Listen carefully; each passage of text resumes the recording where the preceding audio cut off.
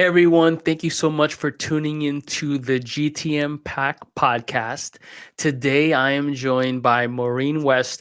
Now, Maureen, you really have, I think, a really awesome background. You're currently an ambassador at the Product Marketing Alliance. You're also a member at Pavilion, who we have both organizations that we have a strong love for, have held roles in product marketing at a variety of really awesome companies. One that I wanted to point out quickly, just shout out to Uberflip. And I think what they've done for content management is super cool. But also, I think another really beautiful dynamic of your background is being a VP of product marketing at Publicis, right? Which is, a large holding company for a lot of folks, just like one of the iconic agencies, right? And so your ability to really understand kind of what it looks like at a large organization for large brands, but also smaller companies, I think is incredibly unique. How are you? I'm doing very well, thank you, and I appreciate the nice words around my background. I have had a varied background, not only in size of companies, but also across different tech. But I think the things that we're going to talk about today really have, been the foundation of how I built my career and why I could, with some learnings, of course, move from smaller companies to large organizations as well as different verticals. So for people out there who are thinking that they're locked into a specific tech space or, they can't move from tech to some other space, let's blow the doors off that, because that's not true. Everyone has transferable skills. And I think, that's the name of the game in this crazy economy. Absolutely. And just a shout out to our furry friends who might pop up in the episode here. We both have dogs. We were talking about our love for our pets here earlier. So always want to give a shout out to our furry friends. Well, why don't we dive into kind of what we were talking about, Maureen, which was, there are a lot of aspects to doing better as a product marketer and being better at the role. But let's dive into relationships, because I think sometimes we as technology people, we tend to kind of forget the human component. And I know personally, I really have a strong affinity towards these types of topics. What does building relationships mean just within business? And maybe we have that sort of like product marketer lens on, and why is this important for us? Yeah, so I'll get to the heart of it. Product marketing is a cross-functional role. And if you are not able to build a relationship with your internal stakeholders, you will not be successful in that organization as a product marketer. So, but what does, building a relationship with your internal stakeholders mean? Well, it's always nice to understand, who they are as a person. And of course, where they like to go to lunch and who their family is and all that. But when we're talking about business, you really have to understand what is their job in the organization. What goals do they have? What are they responsible for? How do they like to work? How do they like to see results? What are the results that they expect? And when you think about a product marketer, you've got to balance product, sales, marketing, and customer success initiatives and understand why each of those parts of the organization have their own initiatives and how they all roll up into the goal. Now, when you're doing something like a product launch or even, a more mundane product release, which I think can be the stickier of the two because they're less formal sometimes. But when you're doing one of these activities where you are requiring input and cooperation from your stakeholders, you really have to present one, you're asking them to step away from their job to do something for the organization, which they should want to do, but it is difficult because it takes more time. So when you have a good relationship and you really understand, hey, this is where I need you to come in sales, you really need to understand that we are going to have a a new pricing model. So your sales reps are going to have to understand how to introduce or talk about that pricing model so it makes sense to customers. Or, for the marketing team, we have to put a new product page on, and it's got, these are the main, the value proposition and the key benefits, and here's some use cases. But we have to get all of that, onto the web page, and it has to fit in with the initiatives that they're already doing and the projects that they're already doing. So when you have a business relationship with somebody, that means, you're asking questions about their day-to-day job. And then you're asking questions, okay, well, what does it mean when the organization, when the product team releases something? How does it impact your team? What do you need to know? And so you're acting as a business partner, and you're acting as an advocate for them at the same time when they're not in meetings that you're having with product, for example. So, product's going to release something. All right, well, this is a new product. We're going to have a new price. We're going to need a new web page. That means we're going to need time to do this. What are the other assets that we are going to need? And of course, that's dependent on the type of launch that you're doing. But these are the types of questions to ask to understand how long it's going to take to do something, so you're setting the right expectations across the organization. There's nothing worse than, getting excited for a launch and then crunching everything into the last minute, because then you burn people out, and then it's not exciting. And then you've kind of burnt your own bridge with them, because you didn't take a moment to realize or consider that they have a day job and they've got to make room for, this new product release. And it sounds kind of backwards, because you're like, well, we're here for the product, right? That's what we're here for. Yes, we are here for the product, but, a product launch or a product release is something that happens more sporadically, different. It's more sporadic than it is, the marketing content or campaigns, et cetera, et cetera. That's their focus. This is something that's additional to them. So really building a B2B relationship is getting to know that person's job, their role in the organization, their role in the department, how the department functions, and how you as a product marketer can accelerate the things that they're doing, help them meet their goals. And as you're planning strategic launches, you've now got all this, company knowledge and organizational knowledge in the back of your brain. So you can say, okay, this is what I want to do, and these are the people I'm going to need to have involved. And now you can have a much more clear conversation with them about objectives and expectations, and get them excited about being involved in creating a fantastic outcome. Awesome. I know you talked a little bit about learning how to read their dashboards and the metrics, sort of the reports. How do you do that without stepping on their toes, right? Or sort of like, sometimes people will get defensive, right? And go, why are you doing that? The kind of thing, right? Yes. For sure. So, of course, if you're a new product marketer in the organization, you've got, the new card, and you can say, hey, I'm just learning as much as I can. And I want to, make sure that when I'm setting up metrics for a launch or for product adoption or for any of the, projects or objectives that I'm going to spearhead, I want to make sure I'm aligned with you.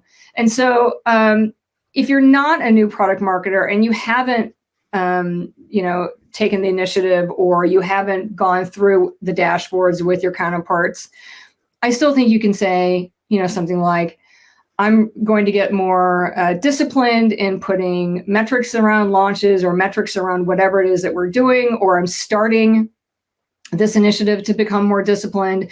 I would like to learn, what kind of metrics is your organization looking at, and how are you setting up your dashboards? And it's more of a learn rather than I want to know your business, because it doesn't matter what the business is, it is the business. But once you understand how the business is measured and what they're looking at, then you understand how to layer on your metrics, or to partner with them to improve metrics. Yeah, I think that's something that it seems so obvious, but we don't do often enough. And I think the best organizations have tremendous alignment around this. And one thing that comes to mind often is the alignment between sales and marketing around, let's say, a demand gen function, right? Mhm. So it may be that product marketing is coming in to help with some messaging and positioning and that sort of stuff. And then there's a demand gen individual who's putting together an actual campaign. Let's say it's perhaps an event, right? Or Mhm. some conference, uh, campaign, right? Around an in-person conference. And then sales has to be pulled in, right? And if you don't do a great job of actually pulling in sales to actually execute and use the messaging and all that stuff, Right. your campaign is likely to fail, right? Yeah. And so that's one that really comes to mind. So like for the marketers out there and sales folks, but being able to sit down and say, okay, well, what on the sales side, what are the objectives, right? What are those metrics you're trying to drive? How can we do a better job of supporting that, right, from our side? And then vice versa, sales has to do the same, right? So that alignment is so important. To your point, building that relationship and Yeah. being able to have that is so key to that actually being a productive collaboration. Exactly. And then it's not seen as an additional thing to do. It's seen as coordinating, coordination across the organization and collaborating on what you've already agreed to. So it's like, oh, this is going to fit in with my objectives. This is going to fit in with me, achieving my goals. I'm going to partner with marketing so that we all are more successful on this campaign. You're exactly right. Alignment is critical, especially in a SaaS company where everything is interdependent. And when you have it, and it's just as easy as learning the dashboard than the metrics that are important to everyone, and making that connection, or even making a wrong connection. Sometimes that's the best way to learn. You should ask questions, and you shouldn't be afraid to get it wrong, because if this is the first time you're looking at an organizational dashboard or their metrics, asking, good, what does this mean? Oh, this looks good. Is this good? How come we're here? Is there something happening in the organization that as a product marketer, I need to be aware of that I can help you? Or is there something externally that's happening that, we need to be aware of? Those are great questions to ask, because it really gets involved in that person's day-to-day kind of role. And it shows that you are interested in not only understanding them, like building empathy, but then partnering with them to resolve it, and then seeing some success. I just have to ask, have you seen the dynamics around relationship building from the product marketing role kind of vary based on the size or type of company? No, honestly, it has not. You may have more players that in the game that you have to build relationships with, but really, it's understanding who the key people, who's who in the zoo, what information can you get from that person, or who do you need to connect with to convey information, and that's really it. But typically, for product marketing, it's always going to be, uh, for the day-to-day role, product, sales, marketing, customer success, and of course your customers. And then for specific programs, it's, understanding the executive team and building that relationship. That's a different relationship. You may not work with them on a day-to-day basis, but you have the opportunity to do presentations or readouts, and you have to understand how the executive team functions, how they make decisions, and how, as a product marketer, you can make recommendations to help them make a decision in order to move forward on a project. So it's a different kind of relationship to build, but it's definitely a skill that product marketers should be building as well. Fantastic. Well, let's dive into the customer piece, right? Because we all have to understand our customers in pretty profound ways, as particularly as product marketers. Why is it more than just understanding the B2B demographics or technographics, firmographics, those sort of things? Yeah. So before I was a product marketer, I was a business analyst, and I used to collect business requirements from various, from my business partners, and then translate those into system requirements.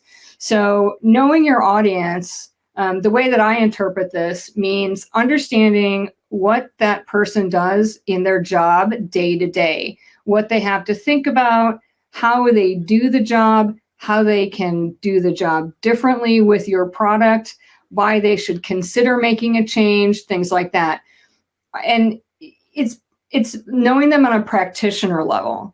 So, this is a little bit, and this is very in the weeds, and you should get it in the weeds with your customers, because you should understand, okay, as a, I don't know, as a supplier for a manufacturer, these are the things that I have to contend with on a day-to-day basis. I've got things I've got 14 things coming from one vendor over here. I've got, 40 other vendors over here that I've got to manage, and I have to keep my inventory all straight. But if you, as a product marketer, don't understand that they have a very, chaotic workday, and you have to help them, keep everything aligned because they've got dates to meet, you're just going to say, okay, you're going to create efficiency by automating something. Okay, but what am I automating? Why am I automating it? And what do I have to look out for when something goes wrong? So knowing the practitioner backward and forward is really, really important. And how you do that is picking up the phone and calling them and interviewing them, asking them about things. And really, that's the only way to do it. I mean, sure, you can ask ChatGPT to spit out a persona, but that's pretty flat, right? People are varied. They have different perspectives, and they should, they should have an opportunity to reflect that in their workday and in their processes. But there's another layer to that, right? So if you are in the U.S., the U.S. works a certain way, and there they go. And our furry friends. Yeah, bye. And so, if you're in Europe, they work a particular way. And if you're trying to make a case for going from the U.S. To Europe, you have to understand the differences. And it's not just, again, a persona difference. It's an actual person's perspective that they bring to work with them every day that you can leverage or take advantage of or get to know, and help them connect to your solution in a different, more meaningful way, other than just, oh, we've got a really cool workflow for you. Yeah. Well, that really resonates with me pretty deeply on a couple levels. So the first level is like the idea that technology such as ChatGPT and AI can give us a lot of, I was going to say surface level, but I think that we could probably get a little deeper, right? With AI, and it's going to get better over time. But to understand that persona's day to day and some of the psychological sort of nuances to their day to day workflow and some of the issues that they have within the organization is really, really something that you have, to your point, you have to actually interact with the other human being to be able to pull out and understand. And so I find that since we've been doing this research over, which, you've helped out with, thank you very much, talking to product marketers over the last year or so, there's this nuance that I picked up on, which is within that product marketing role, you're in the middle and you have to negotiate with other stakeholders, and you might feel burned out at times, right? And you might feel that you're not getting your message across in a way that is actually being able to influence what ends up happening ultimately, because you have to kind of support sales or support leadership, right? And get their information around messaging and positioning and all this sort of thing. And so like that human component, how do you think that might make that human being feel within their team dynamic?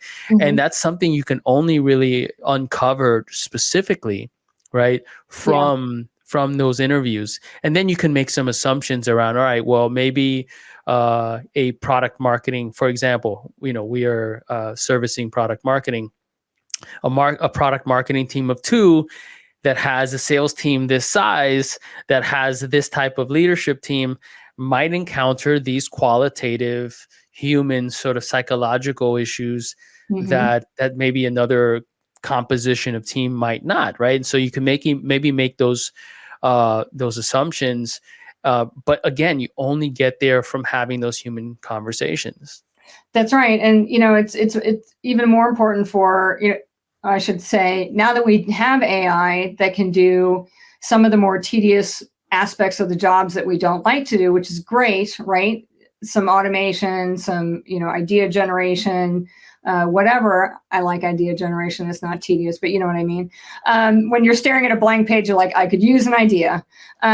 So, if AI can do some of the more repetitive tasks for us, then that allows, us as humans to connect on a real level. So I think that's really interesting. So maybe we can let the machines do the things that machines do best, and then humans can do the things that they do best, which is connect with one another. And so I think this is an interesting opportunity for us to think, put a different spin on AI than the gloom and doom that we've been hearing in some corners of the internet. But it really is an opportunity for companies who are like, I've never done a cab before. Well, do one. Mm-hmm. Get one going, because you really need your customers to give you feedback, and you have to learn from them. And you should segment your customers, because an enterprise organization is going to have very different needs than a mid-market or a small business, right? Mid-market is kind of that, they wear a lot of hats too, because they don't have a lot of people necessarily. They don't have a lot of process overhead to manage all of these things. That's a really rich environment to understand and learn the differences, from different people on the same team. Even what are the jobs that they're doing? What are the difficulties that they're having? And perhaps a place for innovation, because they do have to do a lot of things, whereas enterprise has people who can do, different parts of the process, and SMB, maybe it's one or two people running the whole show. So, I mean, that's another interesting way to think about segmenting your audience and how to interact with them. Awesome. I love that. Real quick, for the folks out there who are thinking about putting cabs or customer advisory boards together, any best practices around putting them together, and why are they important? You sort of alluded to them here a second ago, but maybe we can unpack that a bit.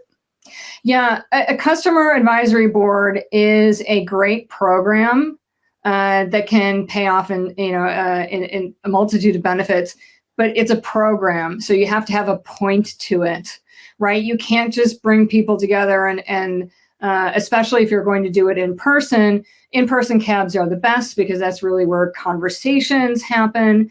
But you have to have some kind of way for them to provide the feedback. So what are you going to do? Are you going to showcase something innovative? Are you going to ask them about trends that they're seeing in their organization? I would focus on the customer instead of your product necessarily. You can always get feedback on your product, but how it works in their organization. So I would say, you have to put a program in place, give them an opportunity to interact with one another, ask them about what they're seeing in their organization, ask how that is changing the way that they think about the space that your product covers, because you can get some innovative ideas to go back to put into your roadmap in a different way than just asking them, hey, we're thinking about this. Because really what you're doing is getting context from them in order then to understand how to provide a solution in your product. So definitely have a program that they can follow along for the 1 or 2 or 3 days that they're going to be there. Give them opportunity to meet other people in their industry or across industries. And then always, have fun, because nobody wants to go and just do workshops all day long without letting off a little steam. Absolutely. Maureen, thank you so much for being on the show. Very much appreciate it. If folks wanted to get in contact with you or maybe follow you on social, I think I know the answer, but what are the best channels to reach you, or maybe URLs in general? Yeah, I'm always on LinkedIn, or you can find me in the PMA Slack or in Pavilion Slack. But if you are not part of that community, no problem. You can just shoot me a message over LinkedIn. Fantastic. Well, have a wonderful day. And I hope to your furry friends over there that they have a wonderful day as well. I just have to point out mine real quick. Oh, yes. So the audience members are probably pretty familiar with Arthur here, but Arthur says, have a great Tuesday. Bye, Arthur.